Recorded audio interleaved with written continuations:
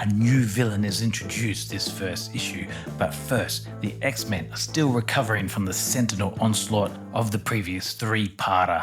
The Judgy McJudge guy who was the voice of reason, other than approving the Sentinel program, is like, all you mutants can go. But Larry, who has the worst villain name of all time, he's still sitting in the corner, still a mutant, and the X-Men are, look, oh no, whee, and get the heck out of here.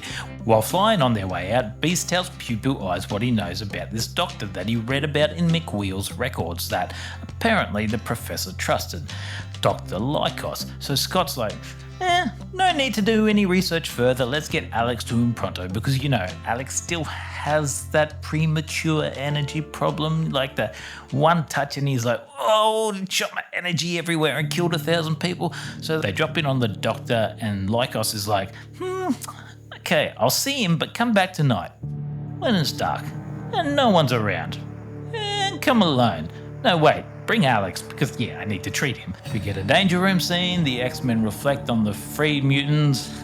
The Vanisher in costume, always great, but nothing comes of it, so like, weird filler, I guess. Then we get Backstory flashback is back. Dr. Carl Lycos. Origin. He's a 10-year-old hiking Antarctic mountains with his father and another couple and their daughter. Yep, parents of the year right here. Tanya, the other couple's daughter, goes missing. Carl finds a cave and gets attacked by a pterodactyl because, hey, comic books, am I right? To which, to his credit, he fights them off and finds Tanya, but gets, I don't know, like a mystical virus or something. Anyway, when he wakes up, he has these powers that can drain living beings and wants to bang Tanya. I mean, the last one isn't a power because, hey, pigtails, am I right? But he's poor and Ed Pa says, You know something? No! pigtails. For you! why can't you give me pigtails? Shazam! I hate you. Anyway, Dr. Lycos sucks on Havoc. On his energy, that is. And the energy is so much that he, oh my god, the pain, he's turning into a pterodactyl. Is that the second villain that sucked on Alex? I mean on his energy and turned into a monster. Guy must be getting a complex for sure. But Lycos flies off and goes, hey, I'm a villain. I'm gonna do villainy stuff, so I need a villain name. I'm gonna call myself the guy out of Lord of the Rings, Sauron. Nerd. And I don't care about copyright issues because I'm a villain, haha. So he does all this villainy stuff that makes the news, but it's the mutants that are getting the blame. And Irrelevant Angel is like, I'm angry, Angel smash. I mean, whump, and shoots off calling himself the Avenging Angel again. And like, last time he did this was when he got angry and went to fly home and Scott and Jean passed him on a plane and watched him get angel napped by Sentinels. So let's see how it goes this time. Oh, so not great then. Irrelevant Angel, cops, death stare of a lifetime, and get some pretty gruesome results. I mean, have a look at these suckers. Go on then.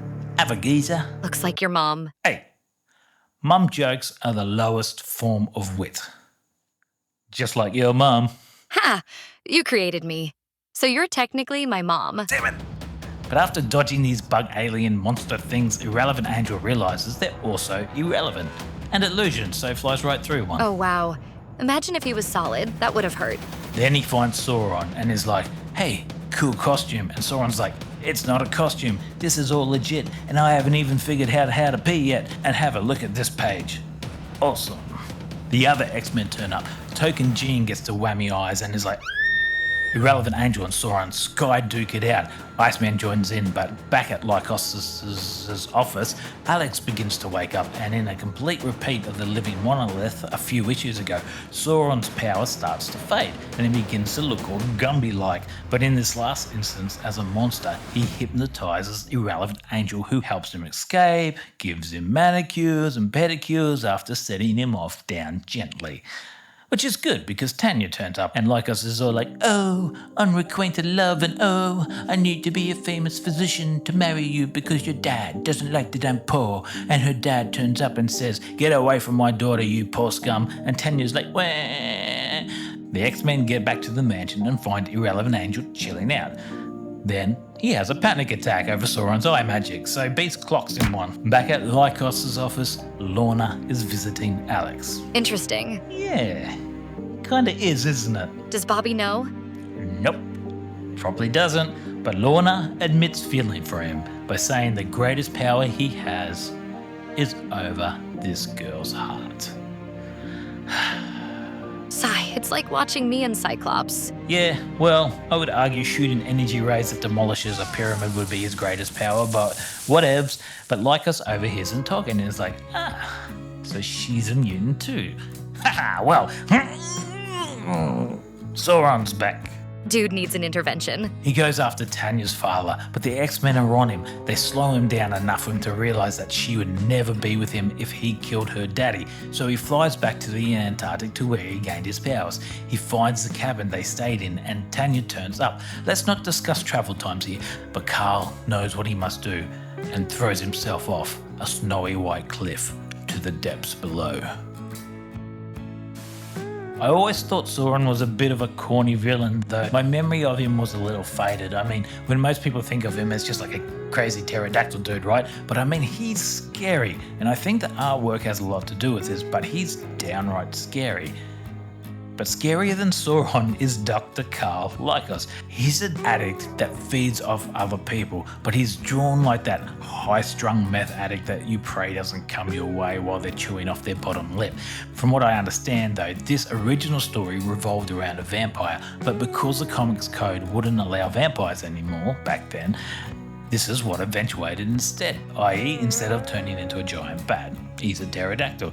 The energy draining is one thing, but the hypnosis and sheer terror shown on Irrelevant Angel's face, the monsters, the hypnotizing him to do what he wants, and Lycos turning human again, finding Lorna and going straight back into beast mode, no hold bars or regrets, like he has no conscience whatsoever. The Tanya thing almost feels a letdown in giving him something human to fall back on, which was more just the writing at the time, but overall 2 good issues with some great dreaded artwork. Hey, thanks for listening. If you enjoyed this approach, please like and subscribe for more videos. And remember, if you're interested in reading the full story, the easiest way is to sign up to Marvel Unlimited at marvel.com/unlimited. I need to breathe.